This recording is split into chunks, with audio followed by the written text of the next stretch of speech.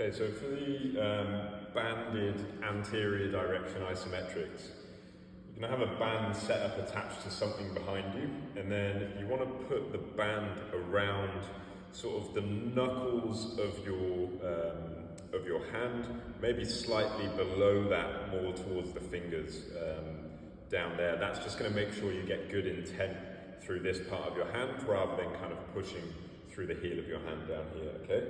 Then all I'm going to do is I'm going to make sure I've got a slight bend in my elbow, and I'm just going to apply a little bit of forwards pressure into the band, and I'm going to hold that position there. And we're aiming to hold this, accumulate 30 to 45 seconds in this position.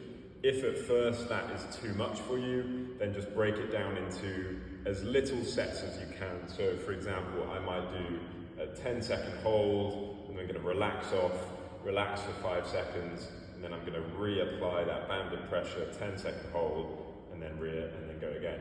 Another 10-second hold. So accumulate 30 to 45 seconds until you feel confident that you can apply pressure into the band and hold that for 30, 45 seconds straight at about 30 to 40% intensity, okay? So it's not a really tough intensity, it's just a light push into the band. Things to make sure is that you keep the bend in the elbow. So what we don't want is for your elbow to straighten and for you to push down here.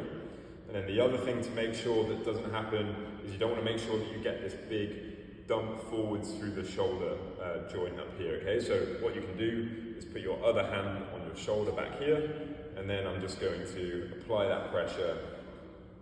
And during this, you should feel forearm flexors working, bicep working, and front of the shoulder working.